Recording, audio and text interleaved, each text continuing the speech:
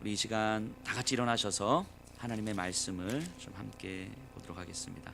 창세기 13장 8절에서 13절입니다.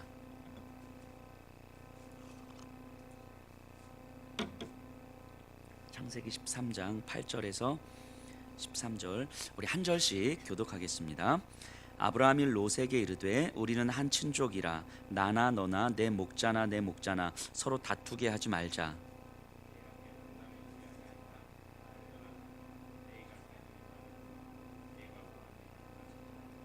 이에 롯이 눈을 들어 요단 지역을 바라본즉 소알까지 온 땅에 물이 넉넉하니 여호와께서 소돔과 고모라를 멸하시기 전이었으므로 여호와의 동산 같고 애굽 땅과 같았더라.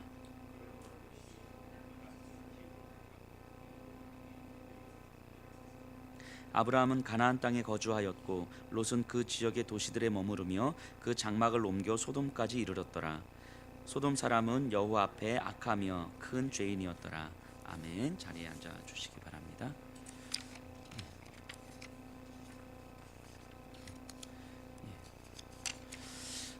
제가 어떤 이렇게 글을 보다가 어떤 아웃도어 이렇게 등산 용품 이렇게 파는 기업의 사명 선언문을 봤는데 이렇게 되어 있더라고요. 참 저는 멋지다는 생각을 했습니다. 제가 한번 읽어볼게요. 우리는 최고의 상품을 만들되 그로 인해 환경 피해를 유발시키지 않으며 환경 위기에 대한 해결 방안을 수립하고 실행하기 위해 비즈니스를 이용한다. 자, 이 등산용품을 제작하는 회사인데 이 회장이 원래 등산을 워낙 좋아했던 사람인데 그러다 보니까 본인이 직접 제작하기 시작했고 이걸 판매하기 시작한 거예요. 그러다 판매를 하는데 이 등산용품이 다 이 자연을 훼손하는 것들이더라 하는 거예요, 본인이. 그래서 이렇게 자연을 훼손하면서까지 우리가 이윤을 추구해야 되겠는가 해서 본인이 다시 친환경적인 제품들을 다시 직접 개발해서 만들고 판매한 거예요. 그리고 지금까지 이렇게 쭉 오고 있는데 아웃도어 상품까지 만들고 있는데 그러면서 이 기업의 철학을 그대로 담아내고 있는데 환경 위기에 대한 해결 방안을 수립하고 실행하기 위해 비즈니스를 이용한다. 자, 비즈니스는 결국 이윤 추구를 하는 거잖아요. 그렇기 때문에 기업, 고객, 성공 뭐 이런 가치를 추구하게 마련입니다. 어떤 다른 것들로 포장한다 할지라도. 그런데 이 회사는 이윤 추구를 중심에 놓는 것이 아니라 환경을 중심에 놓고 다음 세대와 이 자연 환경 의 가치의 중심에 놓고 다음 세대에게 올바른 환경을 물려주기 위한 가치를 중심에 놓고 있는 거예요. 그래서 환경을 지키기 위해서는 매출의 절반에 해당되는 상품의 판매를 중지하기도 하는 거죠. 그리고 그것을 위해서 우리의 비즈니스를 이용하고 있는 거죠. 그러니까 비즈니스 자체가 이윤 추구 돈을 버는 것에 가치의 중심을 두는 것이 아니라 비즈니스를 통해서 다른 가치를 추구하고 있다는 거죠. 그리고 나름 그렇게 노력을 하고 있는 것 같습니다. 자, 올바른 가치에 따른 기준을 분명히 세우고 그에 맞추어서 기업을 운영하고 있는 거예요. 가치가 분명하기 때문에 기준이 세워지고 기준이 세워지니 일관성이 생기는 거예요. 일관성이 생기면 위기를 경험해도 상황에 따라 움직이지 않고 기준에 따라 움직이는 거예요. 근데 이게 참 멋있다는 생각을 합니다. 근데 이거는 우리의 삶도 마찬가지일 것 같아요. 가치가 분명하면 기준이 세워지고 기준이 분명하면 삶의 일관성이 세워져요. 삶의 일관성이 형성이 되면 우리의 모든 선택은 환경과 상황에 따라 움직이는 것이 아니라 기준에 따라 움직이게 되는 거죠. 위기의 상황에 맞닥뜨려도 이 상황에서 내가 어떻게 행동해야 되지? 라고 하는 건 상황에 달려있는 것이 아니라 내 안에 기준에 달려있는 거죠. 그렇다면 우리는 정말 진지하게 고민을 해봐야 될 것 같아요. 우리의 모든 삶은 일거수일투족이 다 선택의 연속 아닙니까? 모든 것이 다 선택인데 모든 선택에는 항상 기준이 있기 마련이에요. 그러면 한번 생각해 보세요. 나는 내 선택은 상황에 따라 움직이고 있는가 아니면 가치에 근거한 기준에 따라 움직이고 있는가? 어떤 가치로 인해서 기준이 세워져 있는가 아니면 나도 모르게 어느 순간 이 시대 속에서 남들 다 하는 방식의 어떤 기준이 형성되어지고 있는가? 뭐 예를 들면 이런 거겠죠. 마치 아이들을 양육하는 양육의 기준이 신앙과 교육적 가치를 지향하고 있는가, 아니면 옆집 아이인가, 이런 거죠. 옆집 아이라면, 이게 기준이라면 환경과 상황에 따라 움직이는 거고, 신앙과 교육적 가치를 지향하고 있으면 어떤 환경과 상황 속에서도 이 기준에 따라서 나는 움직이게 되는 거죠. 과연 우리는 그런 기준을 가지고 있는가, 그리고 그런 기준에 의거해서 선택하는 삶을 살고 있는가. 우리가 예수님을 믿고 예배를 드리고 신앙생활을 한다 할지라도 사실 진지하게 점검해 보셔야 되는 거예요. 나는 신앙을 가지고 생각하고 있다 하지만 사실 내 감정과 내 마음과 내 삶의 현실에서는 이 선택이 내 신앙에 근거한 선택이 아니라 환경과 상황에 따른 선택일 가능성도 있을 수 있거든요. 진지하게 한번 점검해 보셔야 될 것 같습니다. 아브라함을 다시 한번 생각해 보려고 해요. 지난 시간에 우리가 아브라함을 잠시 공부했는데, 아브라함은 지금 천여 명을 먹여 살려야 하는 막중한 책임을 지니고 있는 사람입니다. 그러니 조금 더 살기 좋은 것을 선택해야 했고, 그러다 보니 자신도 모르게 계속 남쪽으로 내려가서 하나님의 약속의 땅의 경계선을 넘어서게 됩니다. 그러다 맞닥뜨린 기근으로 이제 살 길을 찾아서 생존에 쫓겨서 애굽에 이르게 되죠. 생존을 위한 선택은 계속 이루어지게 돼요, 애굽에서도. 그래서 어디까지 갑니까? 자신의 아내를 누이라고 속이는 데까지 이르죠. 자신의 생존을 위해서. 자, 아브라함의 선택은요, 하나님의 약속에도 있었지만 생존에 근거하고 있었어요. 자기 생존에. 그러니까 어쩔 수 없이 쫓겨가는, 몰려가는 그 상황, 누가 봐도 그렇게 선택할 수밖에 없는 그 상황 속에서 그냥 몰려가고 있는 거죠. 그리고 애굽으로부터 다시 나옵니다. 오늘 13장 3절 4절 제가 한번 읽어볼게요.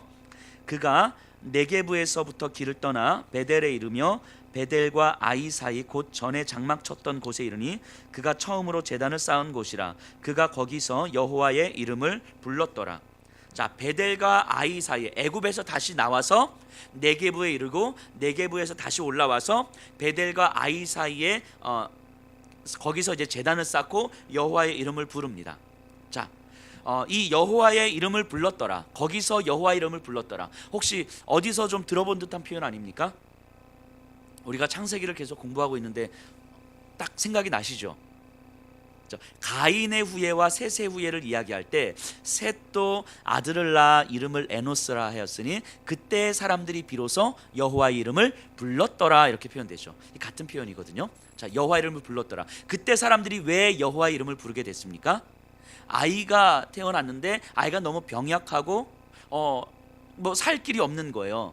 그러니까 많은 돈과 권력과 힘과 이것들로도 우리 아이를 살릴 방법이 없는 거예요. 인간의 많은 문명에도 불구하고 인간이 가지고 있는 무기력함과 더할 수 없는 연약함과, 그래서 붙들 수 있는 존재가 하나님밖에 없었다는 사실을 깨닫게 되는 거죠. 하나님이 아니고서는 우리가 아무리 많은 것들을 가지고 있다 할지라도 그것으로 내가 편안하거나 내가 안전하거나 내가 삶의 어떤 풍성함을 누릴 수가 없다라는 사실을 깨닫게 되고, 그때서야 사람들이 비로소 여호와의 이름을 불렀더라, 이렇게 이야기하는 거예요. 자, 그러면 이 아브라함에게 이 말씀을 이렇게 그대로 쓰고 있는 이유가 무엇입니까? 지금 아브라함의 처지가 어떠해요? 점점 내려갔다가 여기서 다시 와장창 깨지고 다시 이렇게 올라오고 있는 상황 아닙니까? 아마 아브라함도 내가 품고 있는 어떤 물질, 애굽으로부터 받은 어떤 소유, 이런 것들 때문에 뭔가 좋아할 수도 있고 기뻐할 수도 있었지만, 사실 이것이 이 애굽 땅이 내가 거주해야 될 땅은 아니구나. 이 넓은 평지 자체가, 눈에 보이는 평야 자체가, 물이 넉넉한 곳 자체가 내가 거주해야 될 곳이 아니구나. 하나님께서 나에게 약속하신 땅이 있는 거구나 하면서 다시 올라오고 있는 거잖아요.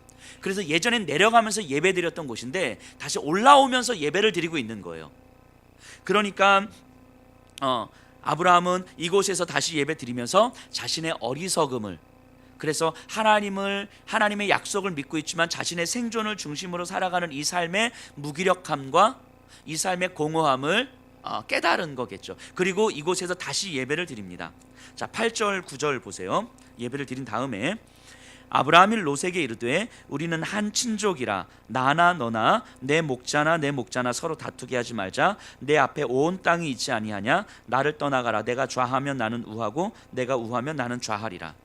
자, 지금 이제 어떤 장면이냐면 이렇게 와서 이제 하나님 앞에 예배를 드리고 있는데 보니까 그 자신의 조카 롯과 자기가 소유가 너무 많은 거예요. 가축들도 너무 많고 자기 휘하에 목자들도 너무 많고, 그러니까 땅은 한정돼 있고 목자들은 너무 많고 계속 다툼이 일어나는 거예요. 그래서 아브라함과 롯이 이야기하면서 우리가 더 이상 다투지 말자. 계속 같이 있으면 우리가 사이마저 멀어지겠다. 그러니까 떠나가자.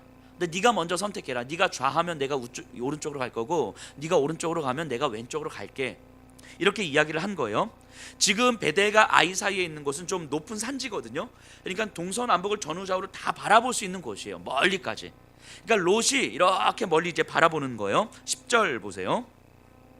이에 롯이 눈을 들어 요단 지역을 바라본즉 소알까지 온 땅에 물이 넉넉하니 여호와께서 소돔과 고모라를 멸하시기 전이었으므로 여호와의 동산 같고 애굽 땅과 같았더라.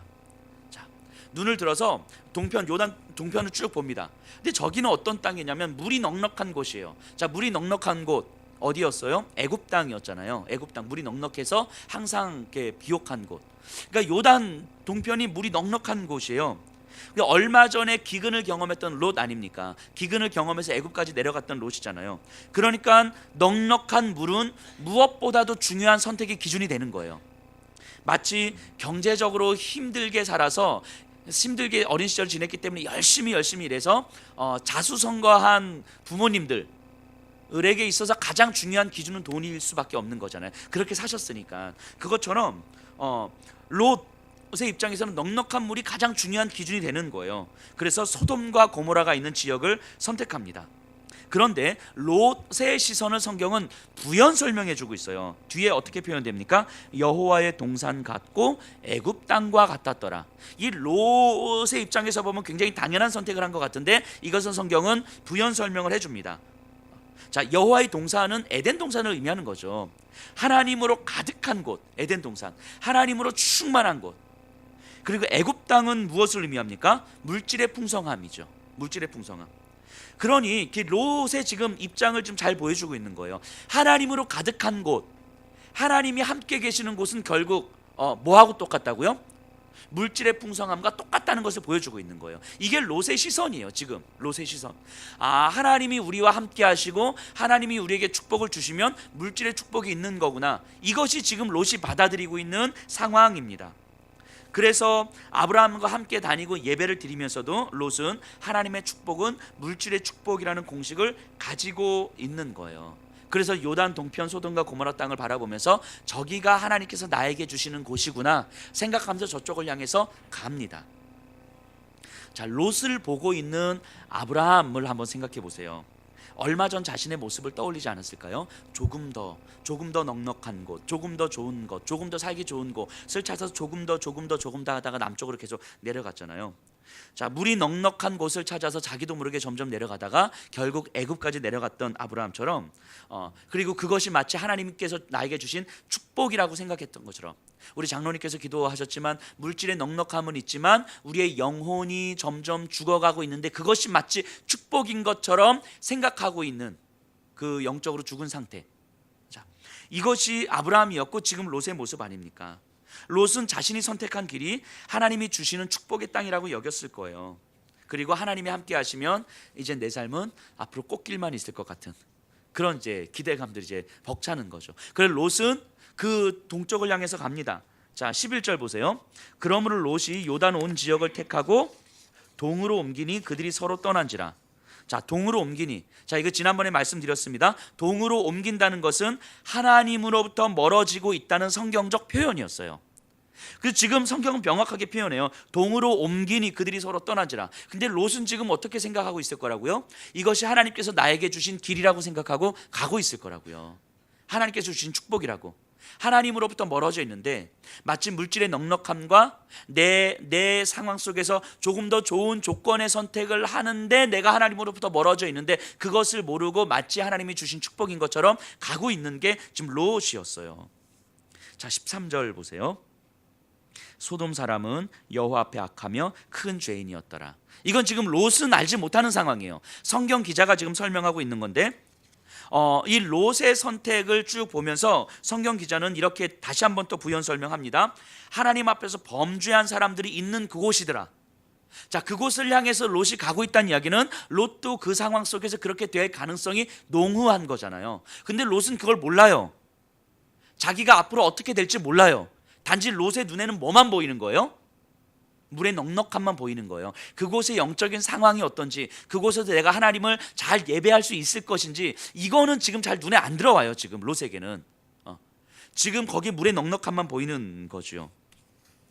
마치 때로는 우리들이 이런 모습들이 있을 때가 되게 많죠. 눈앞에 넉넉함과 내가 보기에 되게 좋은 조건만 눈에 보이는 거야. 그래서 거기를 선택하면 그 이후에 내가 하나님을 어떻게 해서 예배할 수 있을지, 하나님 앞에서 내가 말씀 앞에 어떻게 설 수 있을지, 이거에 대한 생각을 전혀 못하고 지금 이 조건이 좋으니까 하나님께서 나에게 이 상황을 허락하셨을 거라고 믿고 가는 거죠. 하지만 시간이 좀 지나보면 많은 좋은 조건과 많은 물질 가운데서 돈은 벌 수 있지만 그곳에서 내 영혼이 점점 하나님으로부터 멀어지고 있다는 사실을 어느 순간에 가서야 깨닫게 되는 거죠. 이런 선택들이 우리의 삶에서도 너무 많더라 하는 거죠. 왜냐하면 우리 눈에는 그것밖에 안 보였으니까. 내 기준이 그거였으니까. 내 선택의 기준이 그거였으니까. 근데 그럴 때는 옆에서 아무리 이야기해도 안 들리는 거예요. 이렇게 목회를 하다 보면 그래서 제가 삶의 연륜은 그렇게 많지는 않지만 그럼에도 불구하고 이 선택을 하면 뭔가 경제적으로 나아질 수 있을지 모르겠지만 하나님으로부터 분명히 멀어질 것 같은데, 그래서 이렇게 이야기를 하면 안 들리는 거예요. 그런 얘기가 안 들려요. 왜냐하면 내 눈에는 이거 넉넉함밖에 안 보이니까, 내 마음과 감정밖에 안 보니까.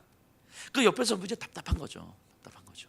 근데 시간이 한참 지나고 나면 그렇게 깨닫고 내 영혼이 언제 이렇게 죽어 있었지? 내 영혼이 언제 이렇게 무너져 있었지? 하고 다시 돌아오려고 하면 사실 너무 멀리 와 있는 경우들이 많은 거죠. 제가 간곡히 부탁드립니다. 혹시 제가 우리 성도님들에게 강하게 막 푸시하고 이런 스타일이 아니잖아요. 근데 어느 순간 제가 아닙니다, 이렇게 하면 안 돼요, 내가 뭔가 강하게 말씀드릴 때는 따라 주셔요. 저를 위해서가 아니라 우리 성도님들 그 영혼을 위해서 제가 강하게 이야기할 때는 좀 따라 주시면 좋을 것 같아요. 왜냐하면 저도 마찬가지인데, 저도 제 문제에 국한되어 있으면 사실은 저도 잘 못 볼 수가 있어요. 누군가 옆에서 내 영혼을 바라보고 내 영혼에 관심을 가지시는 분이 이야기할 때 그 얘기를 듣는 것이 저한테도 훨씬 더 유익한 거거든요. 그러니까 우리 성도님들의 그 영혼에 관심을 갖고 그 영혼이 살리는 것이 가장 중요한 기준이 되는 사람이 저잖아요. 자신 있게 제가 말씀드리잖아요. 그렇기 때문에 때로는 제가 강하게 이야기할 때는 이것이 진짜로 내 영혼에 유익하기 때문에 하는 이야기구나라고 좀 들어주시고, 내가 납득이 되지 않더라도, 내가 이해가 되지 않고 동의가 되지 않더라도 때로는 좀 따라주시면 그것이 우리의 삶에 굉장히 유익이 될 거라고 저는 생각을 합니다. 물론 이것이 목사 말에 무조건 순종이라 이런 걸 말씀드리는 게 아니라는 건 아시겠죠? 우리의 영혼, 하나님과의 관계 속 영혼에 관심을 가져야 된다라고 하는 거죠. 하지만 롯은 지금 눈에는 넉넉함만 보이기 때문에 그것만 쫓아가는 거예요. 근데 성경은 계속 복선을 깔고 있는 거죠. 롯은 그것만 보지만 그곳에 가면 분명히 하나님으로부터 멀어질 수밖에 없는 조건들이 너무 많이 있다는 것을 성경은 계속 보여주고 있는 거예요. 근데 그걸 롯은 못 보고 있는 거죠. 자, 그럼 우리가 한번 생각해 보면 다시 한번 또 아브라함으로 돌아와서 보면, 그럼 아브라함은 어떤 마음이었을까? 우리 14절 15절 제가 한번 읽어볼게요. 롯이 아브라함을 떠난 후에 여호와께서 아브라함에게 이르시되 너는 눈을 들어 너 있는 곳에서 북쪽과 남쪽 그리고 동쪽과 서쪽을 바라보라. 보이는 땅을 내가 너와 내 자손에게 주리니 영원히 이르리라. 자, 여호와께서 아브라함에게 이르시되 너는 눈을 들어. 아브라함의 눈을 누가 들어주시는 거예요? 하나님께서 들어주시는 거죠. 우리 10절 다시 한번 볼까요? 10절. 이에 롯이 눈을 들어 똑같은 표현이거든요. 근데 롯은 자신의 눈을 누가 드는 거예요? 내가 드는 거죠. 내가 내 눈을 들어서 바라보니까 넉넉함만 보이는 거예요. 근데 하나님께서는요, 아브라함에게 하나님께서 그 눈을 들어주시는 거예요. 눈을 들어서 보게 하시는 거예요. 자, 그러니까 하나님 보실 때에는요, 생각해 보세요. 하나님 보실 때에는 물이 넉넉한 요단 땅이나 동쪽 땅이나 이 광야지대 서쪽 땅이나 하나님 보실 때는 똑같이 하나님이 아브라함에게 약속하신 땅인 거예요. 하나님이 약속하신 땅 중에서 어느 지역은 물이 있고 어느 지역은 물이 없는 것뿐인 거예요. 하지만 이곳이 더 좋은 땅이다 나쁜 땅이다가 아니라 다 하나님이 아브라함 너와 너의 자손에게 주시기로 약속한 땅인 거예요. 지금 하나님은 아브라함의 눈을 뜨서 이걸 보게 하시는 거예요. 땅의 비옥함의 기준이 아니고 하나님의 약속이 기준인 거예요. 아브라함에게 이걸 보게 하시는 거죠. 그러니까 아브라함이 동서남북 어디를 둘러봐도 다 하나님의 약속하신 땅인 거예요. 넉넉하냐 넉넉하지 않느냐가 아브라함에게 기준이 되지 않아요. 심지어 롯이 선택한 저 땅도 하나님의 약속한 땅 안에 들어와 있는 거예요. 그러니까 아브라함은 조급하지 않아요. 좋은 땅을 롯에게 뺏겨가지고, 인간적으로는 이럴 수 있을 것 같아요. 아브라함이 롯을 아빠처럼 키웠잖아요. 부모가 없는 롯을 키웠잖아요. 그리고 먹이고 살렸잖아요. 이제까지 챙겨왔잖아요. 그러면 아브라함이 롯에게 네가 먼저 선택해. 그럼 내가 다음에 선택할게. 그러면 좀 개념이 있는 사람이라면 아닙니다 삼촌, 이제까지 삼촌이 나한테 베풀어 주신 은혜가 얼마나 큰데 삼촌이 좋은 곳을 먼저 선택하세요. 그럼 제가 선택할게요. 보통 이래야 되는 거잖아요. 근데 롯이 낼름 좋은 걸 딱 선택해 버리잖아요. 진짜 개념이 없죠. 자, 근데 그러면 아브라함 입장에서 보면, 제 입장에서 보면, 아니 이런 내 선택하라고 네가 선택해, 이런 나쁜 놈이, 이 개념도 없는 놈이 넌 두고 봐, 뭐 이랬을 텐데 아브라함은 이런 마음이 전혀 없어요. 조급한 마음이 전혀 없어요. 좋은 땅을 빼앗겠다는 생각이 전혀 없어요. 왜요? 그게 기준이 아니니까. 그게 기준이 아니니까요. 아브라함의 기준은 좋은 땅이냐 나쁜 땅이냐의 기준이 아니라 하나님의 약속이 기준이니까요. 기준이니까. 그러니까 아브라함은 조급하지 않아요.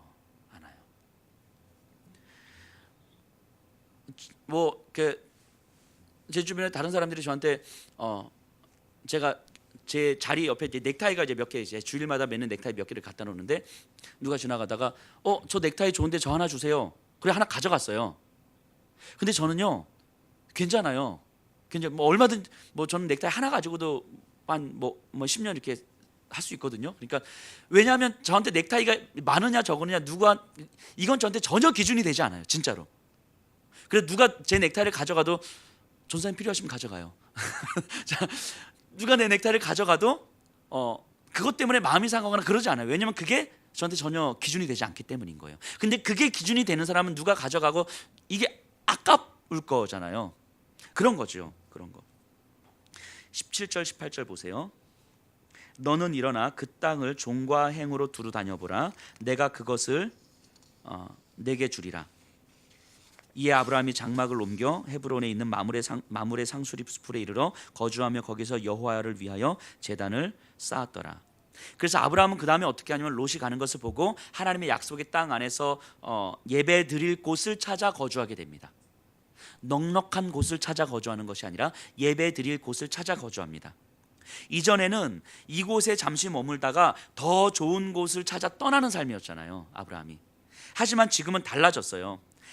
하나님의 시선으로 삶을 바라보는 연습을 지금 하고 있는 중인 거예요.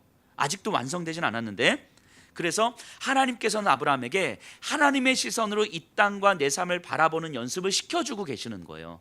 그러니까 롯이 저 땅을 했을 때 조급해하지 않고 배 아파하지 않고 나는 하나님께 예배드릴 곳을 찾아 거주할 곳을 찾으면 되는 거죠. 여러 시행착오들이 경험이 되지만 점점 하나님의 시선을 배워가고 있는 거예요.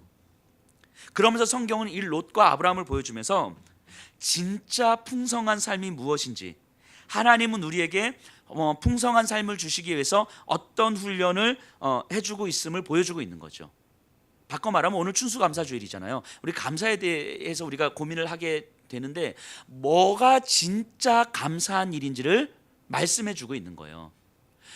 물이 넉넉한 저 요단 동편 땅, 요단강 있는 동쪽, 이곳을 취한 것이 아멘 할렐루야 할 수 있는 그 감사의 제목인 것인지, 아니면 그곳을 선택하진 않았지만, 그곳이 내 건 아니었지만 내 눈에 보이는 모든 것이 다 하나님의 약속의 땅이라고 믿어지는 이 사실이 진짜 감사한 건지, 뭐가 진짜 감사의 제목이 되는 것인지를 아브라함과 롯을 통하여서 보여주고 있는 거죠. 그리고 우리에게 있어서 진짜 감사의 제목이 무엇이고 우리가 무엇을 감사할 것인지를 바라보면서 살지를 말씀해 주시는 거예요. 그래서 이 아브라함과 롯을 보여주고 있는 거죠. 지금 이 글을 애굽 시내산 아래에 있는 이스라엘 백성들이 듣고 있는 거잖아요. 여호와의 동산 같고 애굽 땅과 같았더라. 이 표현을 보면서 이 이스라엘 백성들이 어떤 생각하고 있겠습니까? 자기들이잖아요. 자기들. 광야에서 지금 이들이 뭐라고 이야기하고 있어요? 우리가 애굽에 있었으면 고기라도 먹었을 텐데, 우리가 애굽에 있었으면 이것도 저것도 먹었을 텐데, 이런 이야기 하고 있잖아요. 지금 이스라엘 백성들이. 근데 그 이스라엘 백성들에게 지금 이 얘기하고 있는 거예요. 자, 너희가 그렇게 애굽 땅에 있었으면, 그래 너희가 애굽 땅에 있었으면 고기는 먹을 수도 있을 것이고 잠자리는 편할 수 있었을 텐데, 그게 진짜 너희에게 풍성한 삶이고 감사의 제목이 되겠느냐라고 이야기를 하고 있는 거죠. 지금 광야에서 잠자리가 불편하고 먹을 것이 만나밖에 없고, 그래서 때로는 더위와 추위 가운데 힘이 들지만 그럼에도 불구하고 이곳이 또 앞으로 나가는 저 가나안 땅이 하나님께서 너에게 보여주실 약속한 땅 아니겠느냐고. 그래서 우리의 기준이 먹고 마시는 것에 있는 것이 아니라 하나님의 약속에 있다고 하는 사실을 깨닫는 것, 이것이 진짜 감사할 수 있는 데 아니겠냐고. 지금 이 성경을 통해서 이스라엘 백성들에게 이야기해주고 있는 거 아닙니까? 오늘 우리도 마찬가지 아니겠습니까? 추수감사주일, 매년 추수감사주일 되면은 많은 감사를 해요. 그래서 한 해 동안 베풀어 주신 은혜에 참 많은 감사를 합니다. 심지어는 어떤 분들은 내년에 주실 감사할 내용까지도 미리 땡겨가지고 올해 감사하면 내년 더 큰 감사를 주실 것이다 뭐 이러면서 뭐 그러기도 하는데, 정말 우리가 무엇에 감사해야 될지 진지하게 다시 생각해 볼 필요가 있습니다. 많은 연봉, 승진, 취업, 진학 이런 것들도 다 감사의 제목 맞아요. 건강 이런 것도 감사의 제목 맞습니다. 하지만 엄밀한 의미에서 추수감사주일은 나에게 주신 많은 소유를 감사하는 날이 아니죠. 소유는 하나님께서 하나님의 자녀들에게 주시는 일종의 전리품일 뿐인 거예요. 그냥 그 결과물일 뿐인 거죠. 내 소유를 주신 분이 하나님이심을 깨닫게 하시는 것에 감사하는 거예요. 이것을 주시는 분이 하나님이시라는 것. 그래서 얼마를 주셨냐가 아니라 이것을 주신 분이 하나님이시고 하나님은 나에게 최선의 것을 주셨음을 아는 것, 그것이 감사의 제목이 되는 거 아니겠습니까? 그리고 나를 먹이시고 살리시는 분이 하나님임을 아는 것, 이 땅에서 내가 가진 것들이 아니라 나를 사랑하사 나를 위하여 자기 목숨을 버리신 하나님의 아들을 믿게 된 것, 그래서 나를 고아처럼 버려두지 않으시고 나를 지키시는 하나님을 믿게 된 것, 지금은 그 하나님께서 나를 훈련시켜주고 계시다는 사실을 내가 깨닫는 것, 이것이 정말 감사한 거죠. 이것이 이 여정 속에 있기 때문에 이 여정 속에 있는 나에게 굶어 죽지 말라고 주시는 물질이 있는 거예요. 그래서 이제까지는 내가 내 눈을 들어서 내 삶을 보았다면 지금부터는 하나님께서 들게 하시는 눈으로 내 삶을 보게 되는 거예요. 그러면 이제까지는 물이 넉넉한 요단 동쪽만 보였다면 지금부터는 하나님께서 약속해 주신 모든 땅이 보이는 거예요. 이제까지는 내 삶의 결핍만 보였다면, 그래서 조금만 더 하는 그것만 보였다면 지금부터는 넉넉해 보이지 않는 내 삶도 하나님께서 약속해 주신 삶이라는 것을 깨닫게 되는 거예요. 내가 넉넉하지 않아도 하나님께서 하신 약속을 충분히 지켜갈 수 있는 삶이라는 사실을 깨닫게 되는 거죠. 그렇기 때문에 더 많이 소유하고자 하는 삶이 아니라 이제는 하나님을 위한 한 걸음을 내딛게 되는 거죠. 삶의 기준이 달라지는 거예요. 삶의 기준이 조급해하지 않고 없는 것이 불안하지 않아도 된다는 것을 아는 거예요. 많이 있다고 해서 정말 넉넉한 것이 아니라는 걸 알게 되는 거예요. 내 삶에 변하지 않는 기준이 있다는 것, 그 사실이 변하지 않는 기준이 없다는 사실이 가장 불안하다는 것, 이것을 이제 깨닫게 되는 거죠. 이번 주에 저희 8명의 팀원들이 이제 중국을 갑니다. 이 일부 예배는 녹화가 되고 있어가지고 제가 정확한 표현을 하지 못하는 걸 이렇게 이해해 주시고요. 자, 이게 사역의 이유는 이거잖아요. 그 위쪽 지역으로 우리가 한 분을 보내는 사역을 하는 거잖아요. 4년 전에도 그렇게 한 분을 보내드렸어요. 제가 몇 번 말씀드린 기억이 있는데 생각할 때마다 저는 감동이 됩니다. 그분이 쓴 편지를 이제 보고 계속해서 꺼내보는데 그럴 때마다 참 감동이 돼요. 여전히 그분하고 이야기를 나누면서 자, 평생을 그분은 그 본인의 고향에서 평생을 예수님을 모른 채 살다가 이 중국으로 와서 예수님을 알게 된 거예요. 먹고 사는 문제가 생존의 문제가 전부인 줄 알고 살아왔던 삶이었어요. 그래서 살기 위해서 넘어온 거죠. 살기 위해서. 그런데 이곳에 와서 영혼의 문제가 있다는 것을 알게 된 거예요. 하나님을 알지 못한다는 사실 자체가 죄였다는 것을 알게 된 거예요. 영원한 세계가 있고 하나님께서 자신의 죄를 용서해 주심으로 영원한 자녀 삼아 주셨다는 사실을 알게 된 거예요.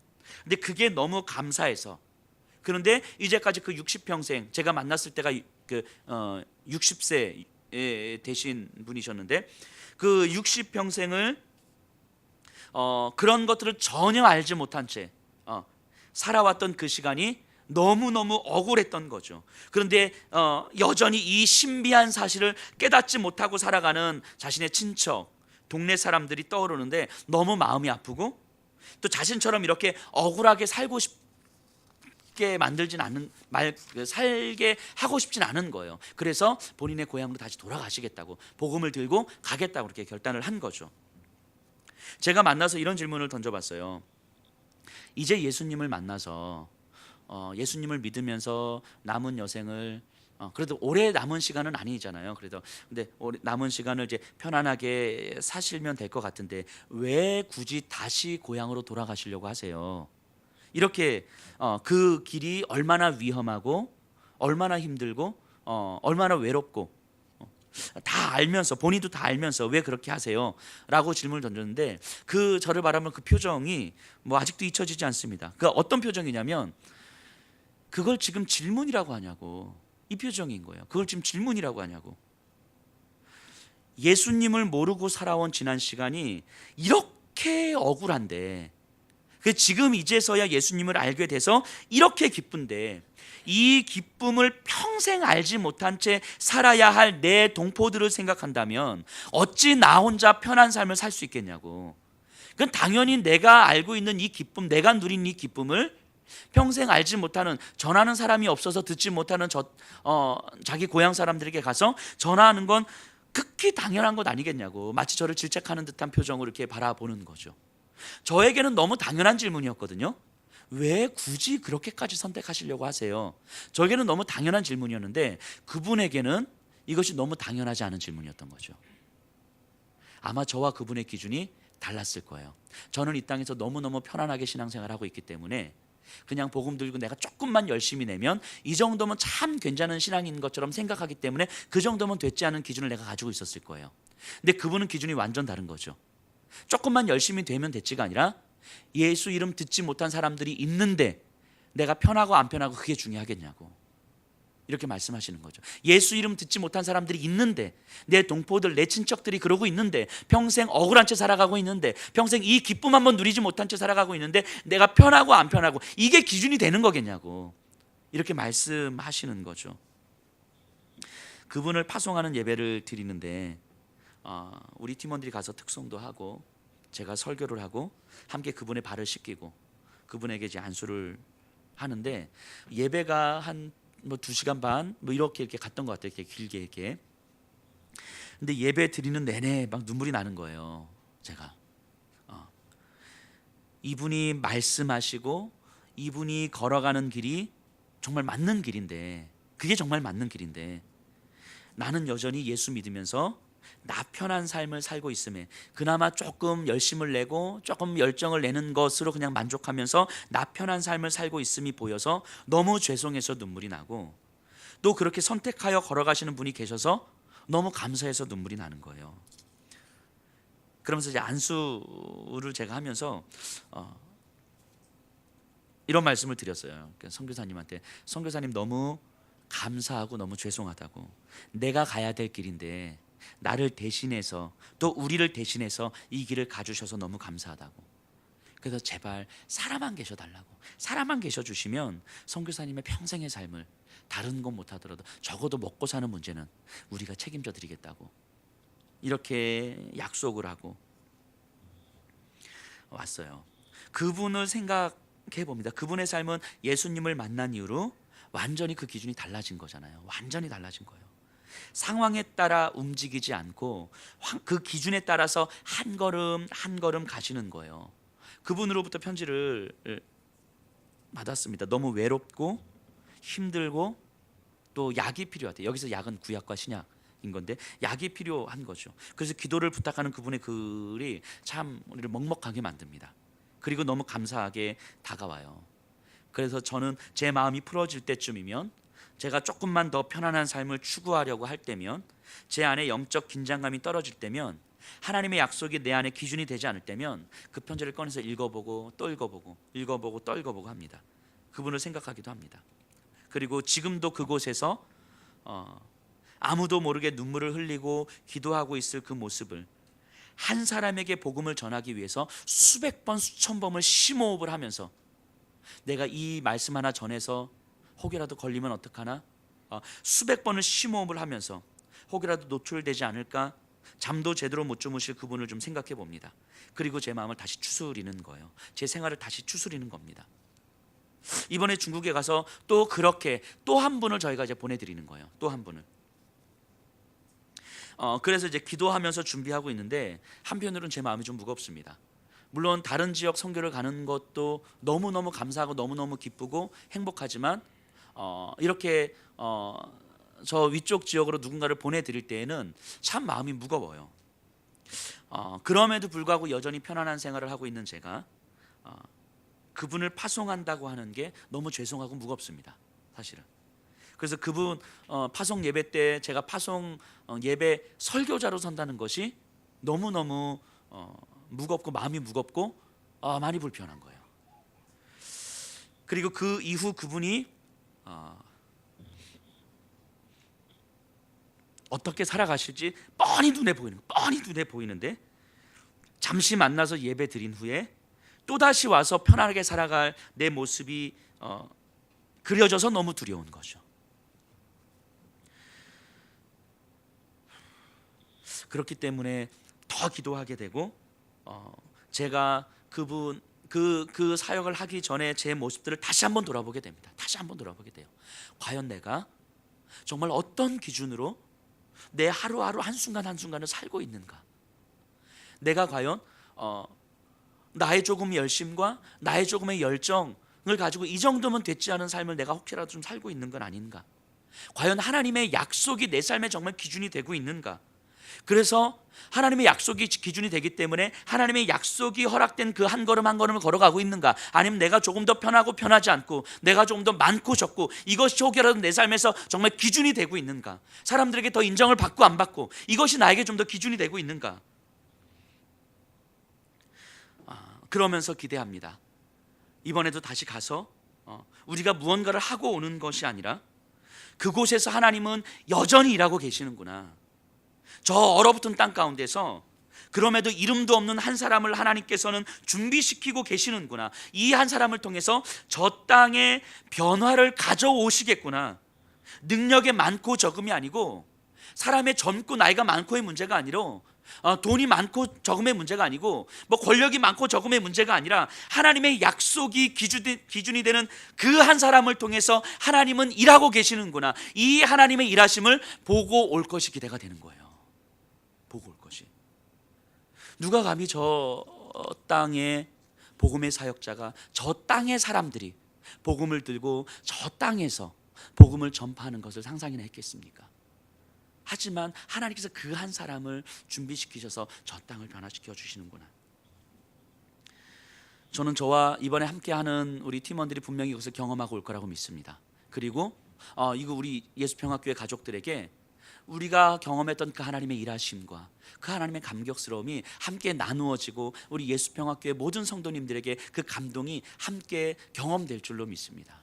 그리고 우리 성도님들이 이 땅에 살아가는 동안에 롯의 선택이 아니라 아브라함, 하나님께서 눈을 들어주셔서 아브라함이 바라보게 하시는 하나님의 약속이 기준이 되는 삶을, 그 삶을 위해서 오늘도 하나님께서 나를 훈련시켜주고 계시다는 사실을 그렇게 깨닫고 하나님 앞에서 오늘 하루 그렇게 살아가셨으면 좋겠습니다.